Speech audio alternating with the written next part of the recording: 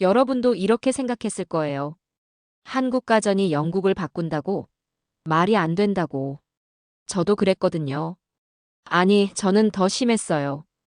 유럽 의회에서 마이크를 잡고 외쳤으니까요. 한국 기술은 그저 화려한 마케팅일 뿐이라고, 우리 유럽의 현실적인 에너지 위기와는 차원이 다르다고 비웃었어요. 그런데 런던 한복판 삼성 체험관에서 벌어진 일은 정말 믿기 어려웠어요. 제가 30년간 쌓아온 신념이 2시간 만에 산산조각 났거든요. 체험관을 나오는 순간 기자들이 몰려들었는데 저는 말도 제대로 못했어요. 손이 떨려서 물도 마실 수 없을 정도였죠. 도대체 그 체험관에서 무슨 일이 벌어진 걸까요? 영국 정부 수석 자문위원을 이토록 충격에 빠뜨린 한국 기술의 정체는 뭘까요? 그리고 왜 며칠 뒤 국제학회에서 제가 눈물을 흘리며 공개 사과를 할 수밖에 없었을까요? 댓글로 여러분의 추측을 알려주세요. 혹시 한국 기술이 정말 유럽을 바꿀 수 있다고 믿으시나요? 그럼 그 충격적인 반전의 이야기를 지금 바로 시작하겠습니다. 본격 이야기 시작 전에 구독과 좋아요, 정중히 부탁드립니다. 매일 새로운 사연으로 여러분께 감동을 드리겠습니다. 저는 엘리자베스 그레이스, 옥스퍼드 대학교 에너지공학과 교수입니다. 영국 정부 에너지 정책 수석 자문위원이자 유럽의회 에너지위원회 핵심 멤버죠. 30년간 쌓아온 제 모든 권위가 한국의 작은 가전제품 앞에서 무너져 버릴 줄은 꿈에도 몰랐어요. 사건은 지난달 브뤼셀 유럽의회에서 시작됐습니다. 에너지 위기 대응 특별위원회 회의였어요. 전 유럽이 천연가스 부족과 전기료 폭등으로 신음하고 있던 때였죠. 저는 연단에 서서 당당히 말했습니다. 이번 위기의 해법은 전통적인 유럽 기술에 있다고, 독일의 에너지 효율 기술과 북유럽의 재생에너지 시스템이 답이라고 강조했어요. 그때 한 의원이 손을 들었습니다. 아시아, 특히 한국의 스마트홈 기술은 어떻게 평가하냐고 물어봤어요. 저는 비웃으며 대답했습니다. 한국 가전은 화려한 광고와 마케팅에만 능하다고, 실질적인 에너지 절약과는 거리가 멀다고 단언했죠. 커튼이 자동으로 열리고 로봇 청소기가 돌아다니는 게 무슨 에너지 혁신이냐고 조롱했어요. 유럽 사람들은 그런 자잘한 편의 기능에 현혹되지 않는다고 거만하게 말했습니다. 회의장에서 웃음이 터져 나왔어요. 다들 제 말에 공감하는 분위기였습니다. 저는 더욱 확신에 찼어요. 아시아 제품은 결국 모방품이라고, 진정한 혁신은 케임브리지나 MIT 같은 곳에서만 나온다고 거들먹거렸습니다. 회의 후 기자회견에서도 비슷한 발언을 반복했어요. 한국 기술이 유럽 시장에서 성공할 가능성은 희박하다고, 문화적 차이와 기술적 한계 때문이라고 설명했죠. 파이낸셜 타임즈 기자가 물어봤어요. 그럼 실제로 한국 제품을 써본 적이 있느냐고요? 저는 당당히 대답했습니다. 굳이 그럴 필요가 없다고, 충분한 데이터와 연구 자료만으로도 판단할 수 있다고 말했어요. 그런데 그 거만한 발언이 제 발목을 잡게 될 줄은 몰랐습니다. 며칠 후 삼성전자 유럽 지사에서 연락이 왔어요. 런던에 AI홈 체험관을 열었으니 한번 방문해서 직접 평가해달라는 초청이었습니다. 처음에는 거절하려 했어요. 시간 낭비라고 생각했거든요. 하지만 동료 교수들이 권했습니다. 정확한 비판을 위해서라도 한번 가보라고 말이에요. 저는 마지못해 수락했습니다. 하지만 목적은 분명했어요. 한국 기술의 허점을 찾아서 더욱 명확한 반박 근거를 마련하는 것이었죠. 체험관 방문 전날 밤, 저는 동료들에게 자신만만하게 말했어요. 내일 가서 제대로 된 평가를 해주겠다고, 아마 실망스러운 수준일 거라고 예상한다고 했습니다. 하지만 제가 너무 안일하게 생각했던 것 같아요. 한국이 준비한 것은 제 상상을 완전히 뛰어넘는 충격이었거든요. 사실 저에게는 개인적인 이유도 있었어요. 몇 년 전 독일 지멘스와 컨설팅 계약을 맺었는데, 아시아 기업들의 유럽 진출을 견제해달라는 요청을 받았었거든요. 그때부터 한국 기술에 대해 더욱 비판적이 됐어요. 의도적으로 부정적 평가를 내리려고 노력했죠. 유럽 언론들도 제 의견에 동조하는 분위기였어요. 가디언, BBC, 파이낸셜 타임즈까지 모두 아시아 기술의 한계를 지적하는 기사들을 내보냈습니다. 저는 그런 기사들에 자주 인용됐어요. 에너지 분야 권위자로서 한국 기술을 평가절하하는 발언들을 했죠. 특히 AI에 대해서는 더욱 회의적이었어요. 진짜 에너지 절약은 사용자의 의식 변화에서 나온다고 믿었거든요. 기계가 알아서 해주는 건 결국 의존성만 키울 뿐이라고 생각했습니다.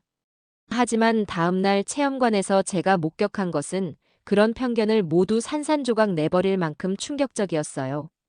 런던 킹스크로스에 위치한 삼성 KX 체험관에 도착했을 때 저는 여전히 회의적이었어요. 겉보기에는 그냥 깔끔한 현대식 건물이었으니까요. 하지만 내부로 들어서는 순간 분위기가 확 달라졌어요. 이건 단순한 전시장이 아니었습니다. 진짜 집을 통째로 옮겨놓은 것 같았어요. 안내를 맡은 직원이 저를 AI 홈 섹션으로 데려갔어요. 실제 영국 아파트와 똑같이 설계된 공간이었습니다. 거실, 주방, 침실, 세탁실까지 모든 공간이 완벽하게 재현돼 있었어요. 하지만 겉으로 보기에는 일반 가정과 별 차이가 없어 보였습니다. 저는 속으로 생각했어요. 역시 그럴 줄 알았다고 겉모습만 번지르르 할 뿐이라고 말이에요. 그런데 직원이 실제 시연을 시작하자 제 생각이 바뀌기 시작했어요. 첫 번째 충격은 세탁기였습니다. 평범해 보이는 빨래를 넣자 갑자기 화면에 숫자들이 나타나기 시작했어요. 무게 3.2kg, 면 소재 80%, 울 20%. 세탁기가 빨래의 성분까지 자동으로 분석하고 있었어요.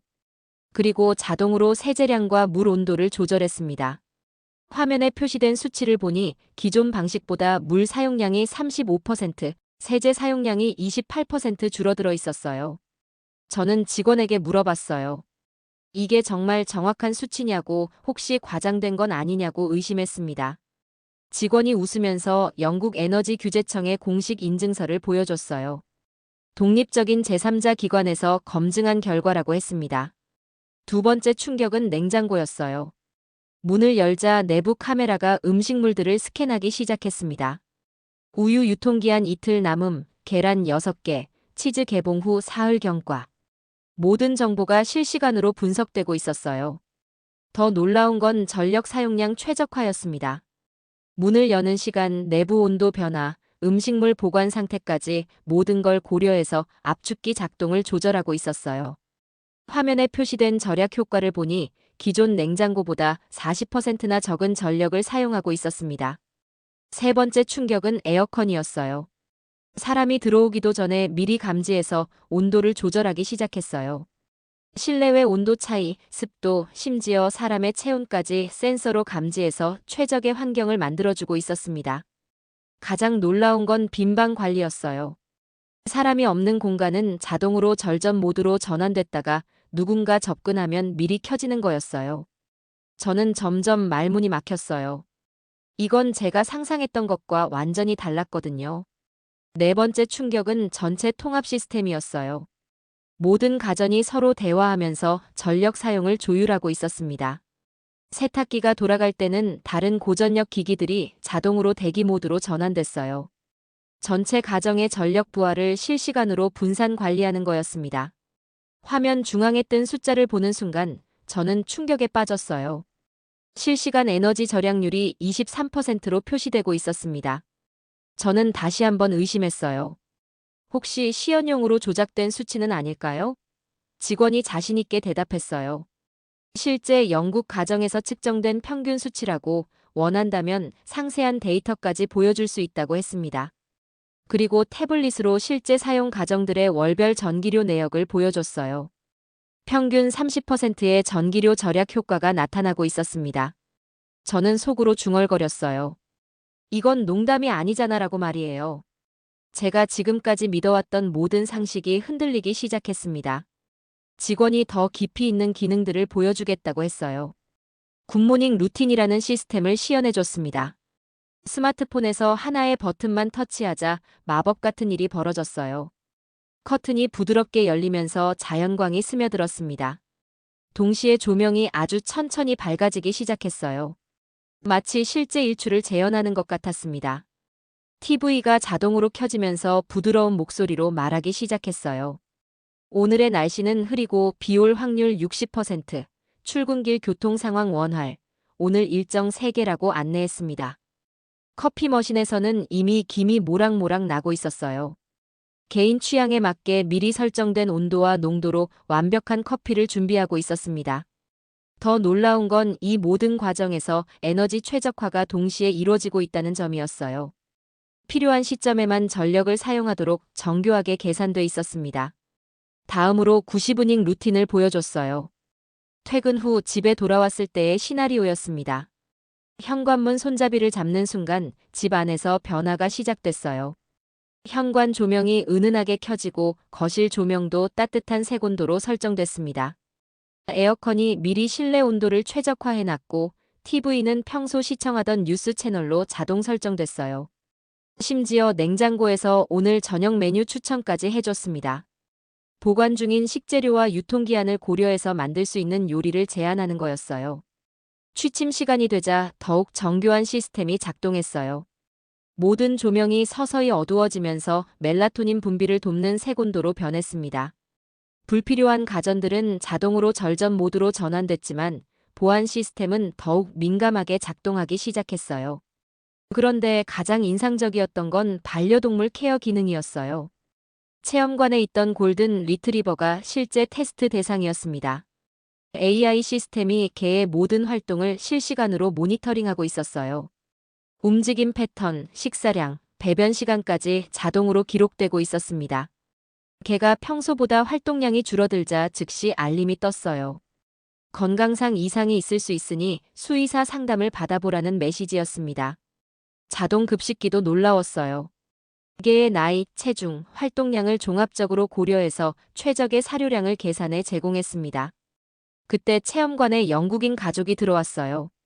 아이 둘을 데리고 온 중년 부부였습니다. 이 가족이 체험하는 모습을 보니 더욱 실감이 났어요. 실제 사용자의 반응을 직접 볼 수 있었거든요. 엄마가 세탁기를 체험해 보더니 정말 놀라워했어요. 평소에 세제량 조절이 얼마나 어려운지 아는데 이렇게 자동으로 해준다니 정말 편하다고 감탄했습니다. 아빠는 에너지 절약 수치에 집중하고 있었어요.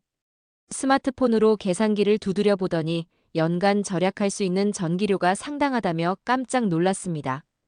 8살 정도 되어 보이는 딸아이는 음성 인식 기능을 신기해했어요. 말로 명령하면 TV 채널이 바뀌고 조명 밝기가 조절되는 게 마법 같다고 계속 웃고 있었습니다. 5살 아들은 AI 로봇 청소기를 따라다니며 구경하고 있었어요. 로봇이 장애물을 피해가면서 청소하는 모습을 신기해했습니다.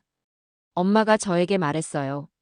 이건 에너지 절약을 넘어서 삶 자체가 달라질 것 같다고, 육아 부담도 줄고 가사 노동도 훨씬 효율적이 될 것 같다고 했습니다. 아빠는 보안 기능에 관심이 많았어요. 출장 중에도 집 상황을 실시간으로 확인할 수 있다는 점이 정말 안심된다고 했습니다. 특히 아이들 관리 기능에 놀라워했어요. 아이들이 언제 집에 들어왔는지, 숙제는 하고 있는지까지 자동으로 모니터링해준다니 정말 편할 것 같다고 감탄했습니다. 저는 이 가족과 대화하면서 점점 마음이 바뀌기 시작했어요. 이건 단순한 기술 과시가 아니라 실제 생활에 도움이 되는 혁신이었습니다. 특히 영국의 에너지 위기 상황에서는 더욱 절실한 기술이었어요. 전기료 부담을 줄이면서도 생활의 질은 오히려 향상시킬 수 있는 솔루션이었거든요. 하지만 아직도 완전히 확신할 수는 없었어요. 과연 모든 상황에서 이렇게 완벽하게 작동할까요? 시뮬레이션 체험관 직원이 더 특별한 걸 보여주겠다고 했어요.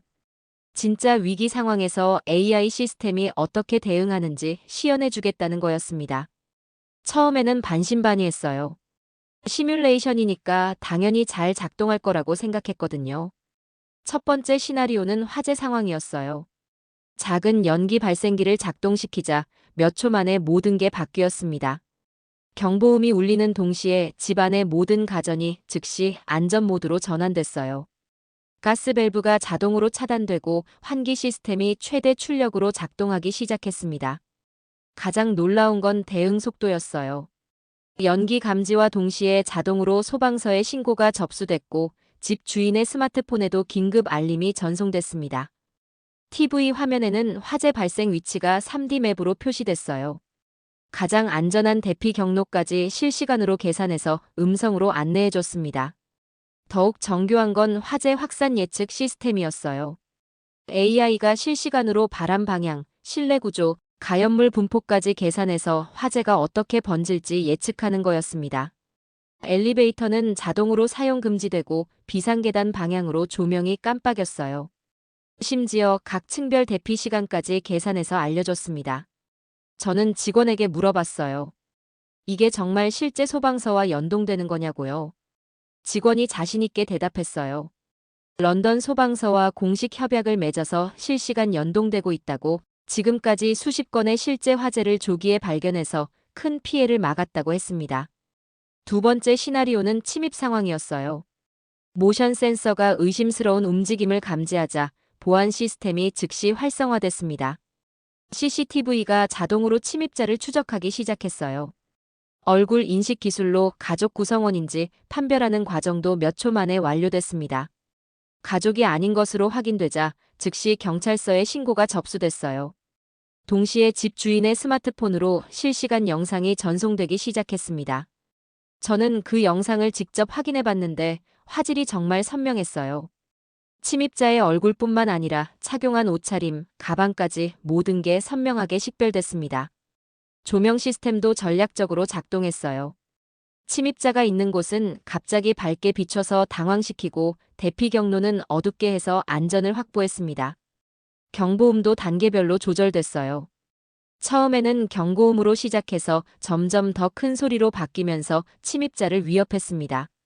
가장 인상적이었던 건 이웃과의 연동 기능이었어요. 위급 상황 발생 시 주변 아파트 주민들에게도 자동으로 알림이 전송되는 시스템이었습니다. 세 번째 시나리오는 의료 응급 상황이었어요. 웨어러블 기기를 착용한 체험자가 갑자기 쓰러지는 상황을 연출했습니다. 심박수와 혈압의 급격한 변화를 센서가 즉시 감지했어요. 동시에 응급실에 자동으로 신고가 접수됐습니다. 신고와 함께 환자의 기본 정보, 병력, 복용 중인 약물 정보까지 모두 전송됐어요. 응급실에서 미리 준비할 수 있도록 말이에요. TV에는 응급처치 방법이 단계별로 표시됐고 음성으로도 상세한 안내가 나왔습니다. 의료진이 도착할 때까지 해야 할 일들을 정확히 알려줬어요. 심지어 주변에 의료진이나 간호사가 있는지까지 확인해서 도움을 요청하는 기능도 있었습니다. 네 번째 시나리오는 자연재해 대응이었어요. 기상청에서 홍수 경보가 발령되는 상황을 시뮬레이션했습니다. 기상청 데이터와 실시간 연동해서 자연재해 정보를 받자마자 모든 가전이 안전 모드로 전환됐어요. 중요한 데이터는 자동으로 클라우드에 백업됐고 전력 공급이 차단될 경우를 대비해 비상 전원도 자동으로 준비됐습니다. 대피 가방 위치를 알려주고 비상 연락망도 자동으로 가동됐어요. 가족들의 현재 위치를 파악해서 안전 확인까지 체계적으로 이루어졌습니다. 저는 이 모든 시뮬레이션을 보면서 완전히 압도됐어요. 이건 단순한 편의 기능을 넘어선 생명 보호 시스템이었습니다. 특히 영국의 공공안전망과 비교했을 때 반응 속도가 훨씬 빨랐어요. 정부 시스템은 신고 접수부터 출동까지 여러 단계를 거쳐야 하는데 이 AI 시스템은 감지와 동시에 모든 대응이 시작됐어요. 더 놀라운 건 개인 맞춤형 대응이라는 점이었어요. 각 가정의 구조, 가족 구성원의 건강 상태, 심지어 반려동물까지 모든 걸 고려해서 최적화된 대응을 했습니다. 저는 직원에게 물어봤어요. 정말로 이 모든 기능이 실제 가정에서 작동하는 거냐고, 혹시 시연용으로만 만든 건 아니냐고 의심했습니다.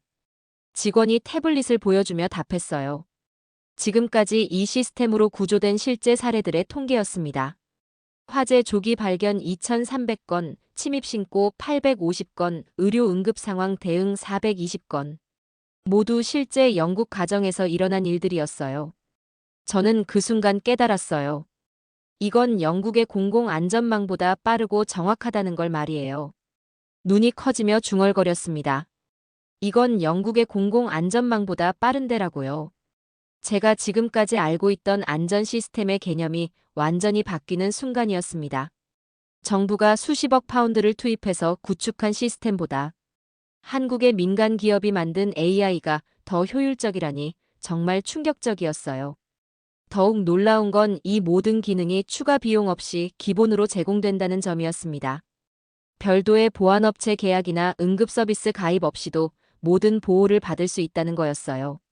저는 마지막으로 물어봤어요. 이런 시스템을 영국 전체에 확산시킬 계획이 있느냐고요. 직원이 미소를 지으며 답했어요. 이미 런던 시정부와 협의 중이라고, 시범 지역부터 단계적으로 확대할 예정이라고 했습니다. 그 순간 저는 큰 충격을 받았어요. 한국 기업이 영국의 안전 인프라까지 바꾸려고 하고 있다는 걸 깨달았거든요. 체험관을 나오는 길에 예상치 못한 상황이 벌어졌어요. 입구에 여러 언론사 기자들이 몰려 있었습니다. 제가 나오는 걸 본 기자들이 일제히 달려들었어요. 에너지 분야 권위자가 삼성 AI홈을 체험했다는 소식이 이미 퍼진 것 같았습니다. BBC 기자가 가장 먼저 마이크를 들이댔어요. 실제로 체험해본 소감이 어떠냐고, 정말로 에너지 절약 효과가 있다고 보느냐고 물어봤습니다. 저는 당황했어요. 솔직히 말하자니 제 기존 입장과 완전히 달라지는 것이고, 거짓말을 하자니 양심이 허락하지 않았거든요. 결국 저는 진실을 말할 수밖에 없었어요. 예상보다 훨씬 인상적이었다고, 특히 에너지 효율성과 안전 시스템 면에서 놀라운 수준이라고 인정했습니다. 가디언 기자는 더 구체적으로 물어봤어요.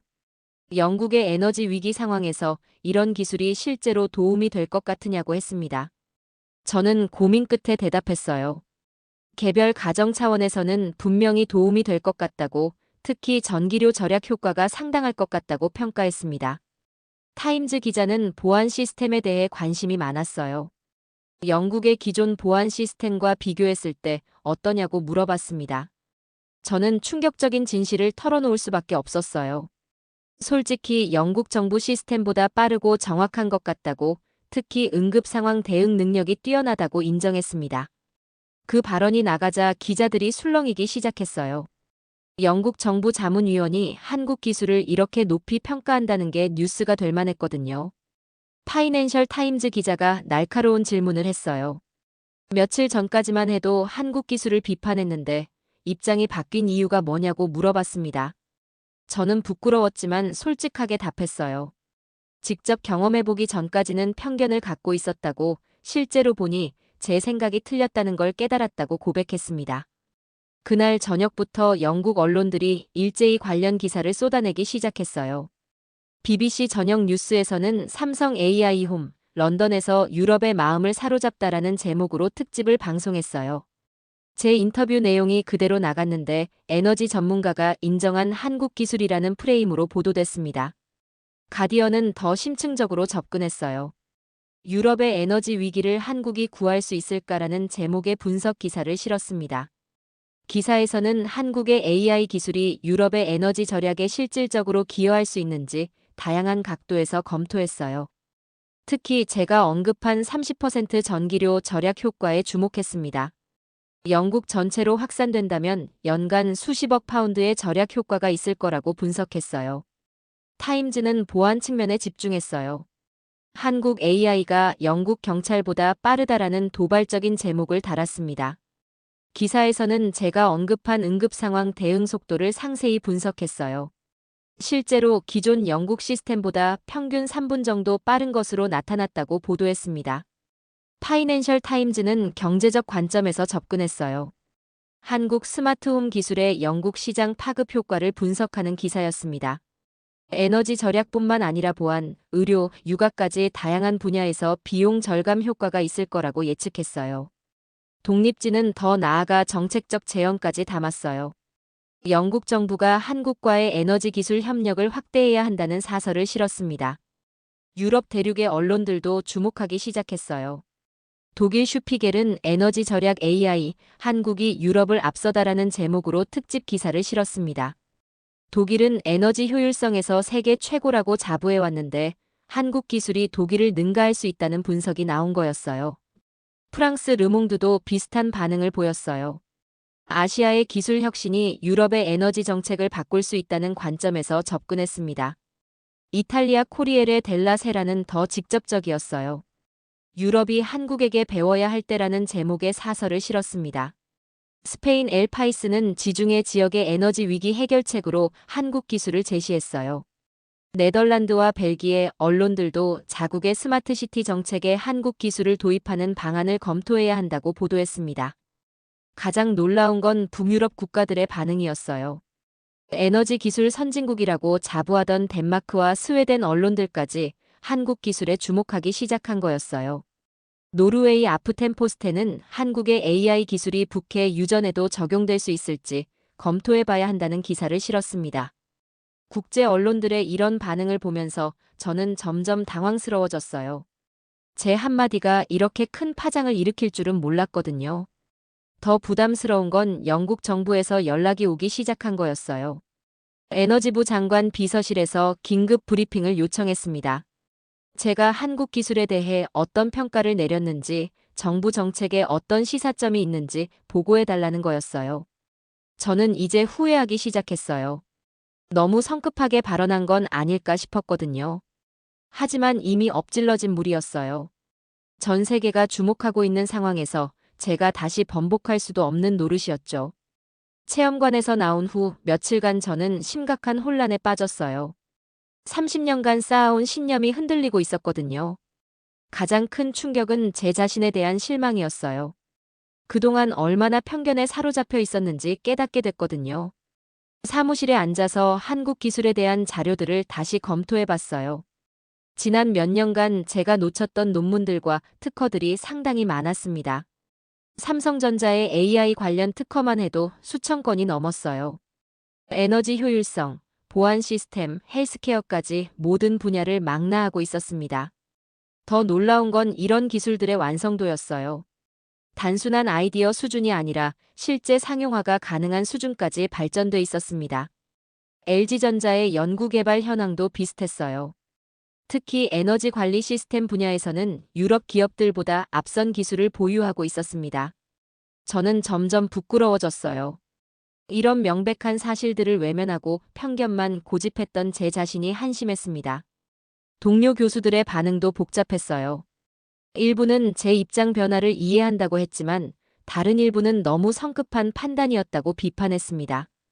특히 독일 지멘스와 관련된 동료들은 노골적으로 불쾌감을 드러냈어요. 유럽 기업들의 입지가 좁아질 수 있다고 걱정했습니다.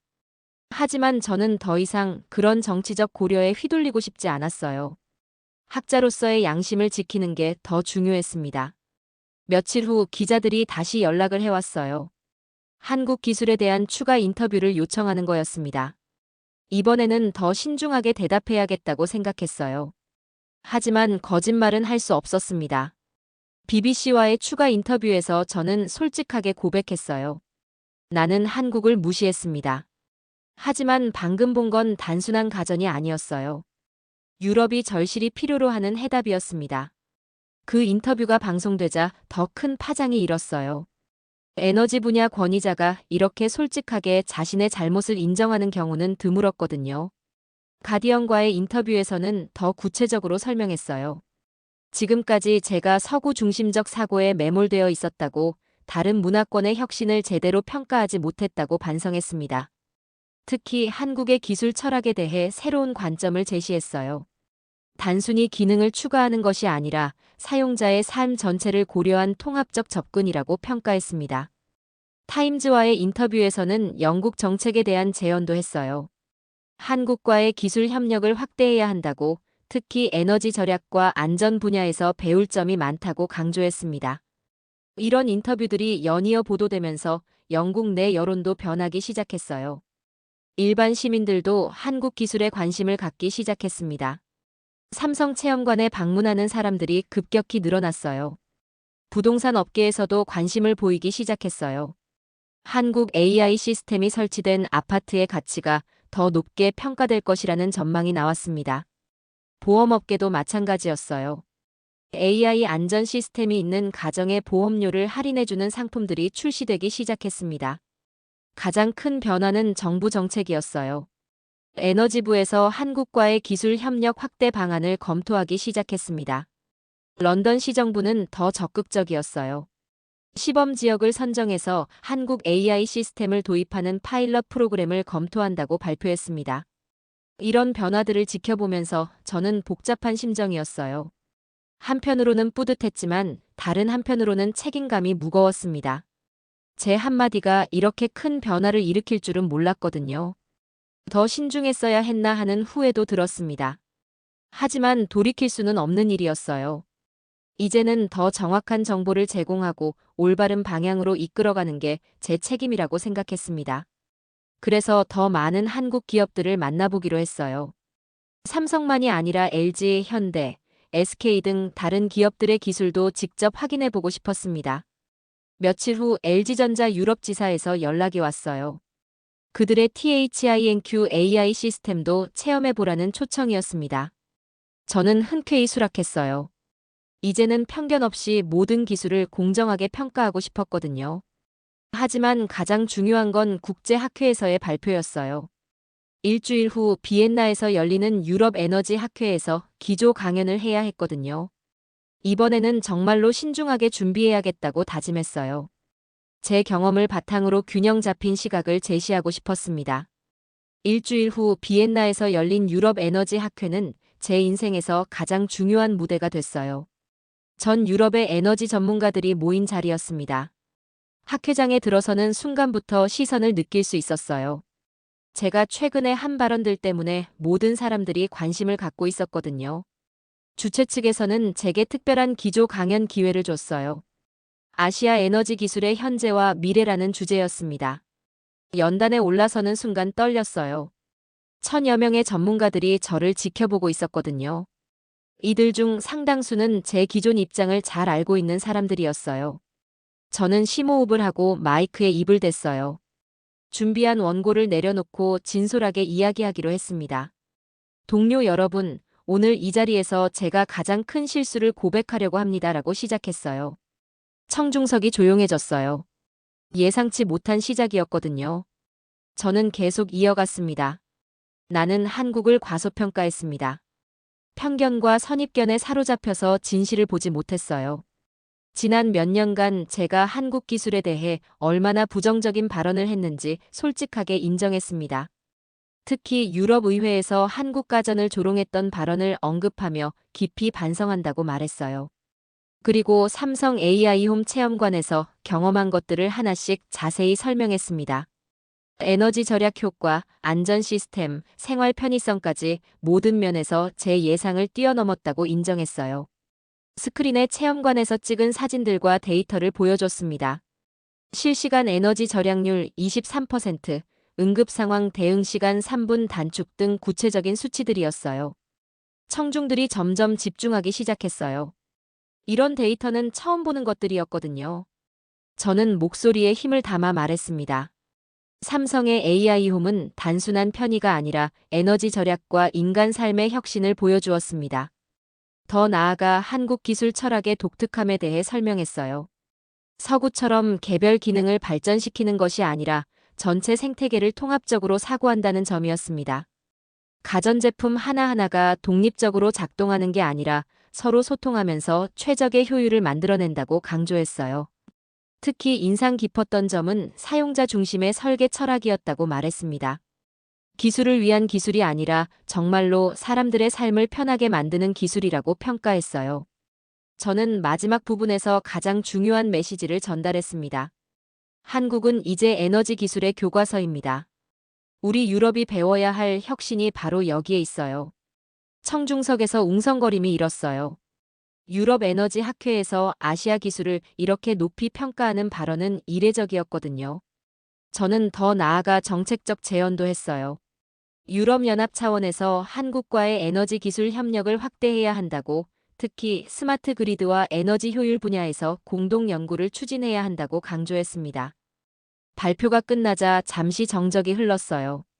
그러다가 한 사람이 일어서서 박수를 치기 시작했습니다. 곧이어 전체 청중이 기립박수를 보냈어요. 박수 소리가 몇 분간 계속됐습니다.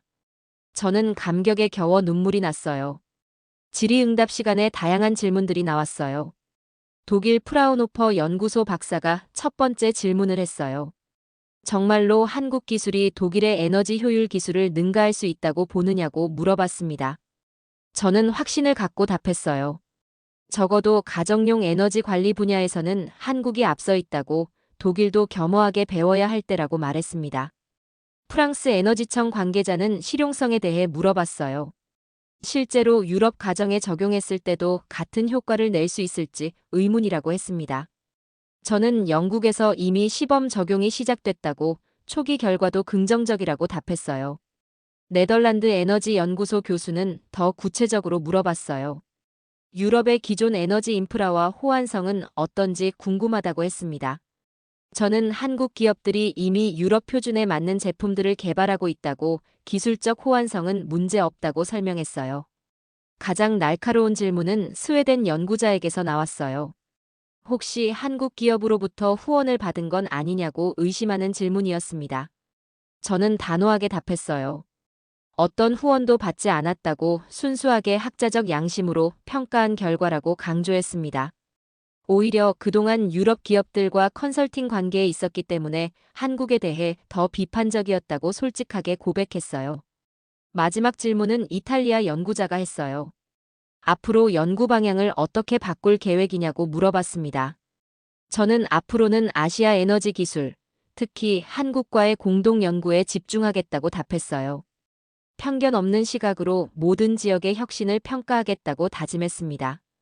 질의응답이 끝나고 많은 분들이 개별적으로 찾아왔어요. 용기 있는 발표였다며 격려해주는 분들이 많았습니다. 한국에서 온 연구진도 있었어요. 이렇게 공정하게 평가해줘서 정말 고맙다고 인사했습니다. 그날 저녁 만찬에서는 한국 기업 대표들과 깊은 대화를 나눴어요. 앞으로 유럽에서의 협력 방안에 대해 구체적으로 논의했습니다. 삼성전자 유럽 총괄이 제안했어요. 옥스퍼드에 공동연구센터를 설립하는 방안을 검토해보자고 유럽의 에너지 정책 발전에 함께 기여하고 싶다고 했습니다. 저는 기꺼이 협력하겠다고 답했어요. 이제 국경을 넘나들며 진정한 글로벌 협력을 만들어가고 싶었거든요. 그날 밤 호텔로 돌아가면서 가슴이 후련했어요. 드디어 진실한 제 모습을 보여줄 수 있었거든요. 비엔나의 밤하늘을 바라보며 다짐했어요.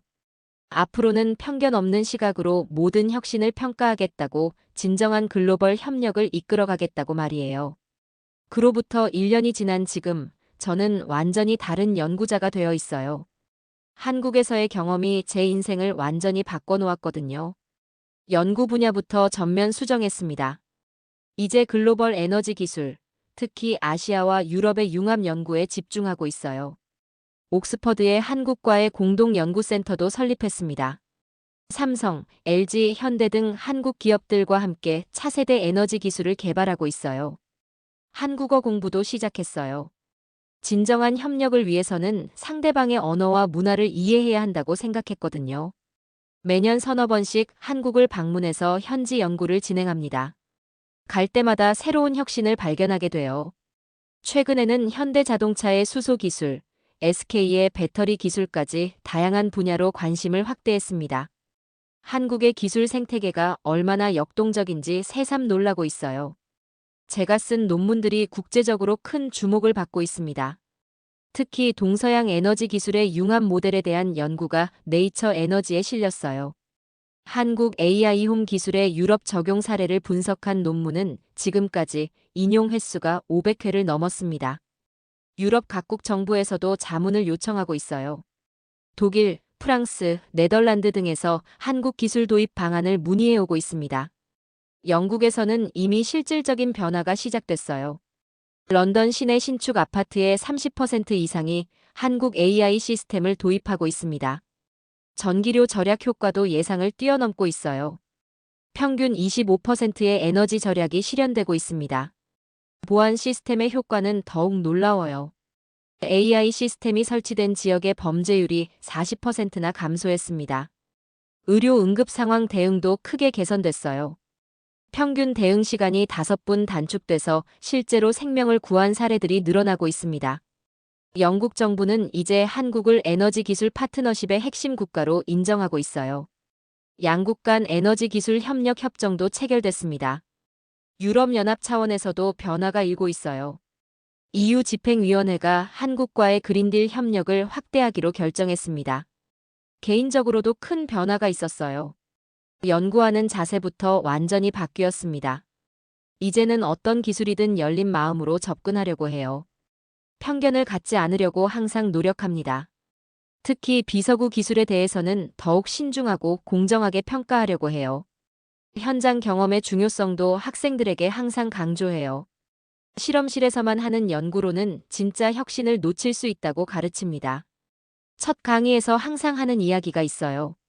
제가 한국을 무시했던 경험을 솔직하게 들려주고 편견이 얼마나 위험한지 설명합니다. 학생들은 처음엔 놀라지만 곧 진지하게 받아들여요. 권위 있는 교수도 이런 실수를 할 수 있다는 걸 알고 더욱 겸손해집니다. 최근에는 한국 기술 혁신에 대한 책을 출간했어요. 제목은 동방의 혁신 한국이 바꾸는 세계의 미래입니다. 책은 유럽에서 베스트셀러가 됐어요. 특히 정책 입안자들과 기업 경영진들 사이에서 인기가 높았습니다.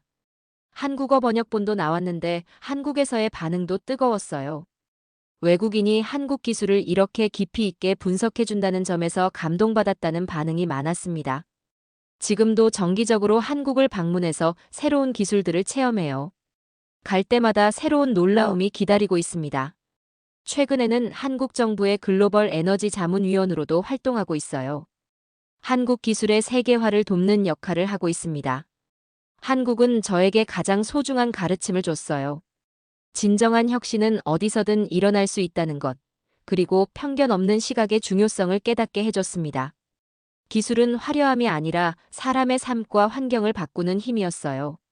한국은 가전으로 그리고 AI로 세계를 감동시키고 있었습니다. 삼성 AI 홈에서 경험한 그 놀라운 하루는 제 인생의 터닝 포인트가 됐어요. 편견의 벽을 허물고 새로운 세상을 보게 해준 순간이었습니다. 지금도 런던 하늘에 빛나는 삼성 로고를 볼 때마다 그날의 감동이 되살아나요. 한국이 정말로 세계의 미래를 바꾸고 있다는 확신이 듭니다. 앞으로도 계속 한국에서 배우고 연구하고 싶어요. 편견 없는 시각으로 모든 혁신을 포용하면서 진정한 글로벌 협력을 만들어가고 싶습니다. 집 한 채를 넘어서 한국은 정말로 세계의 미래를 바꾸고 있었어요. 그리고 저는 그 변화의 증인이자 동참자가 될 수 있어서 정말 영광이라고 생각합니다.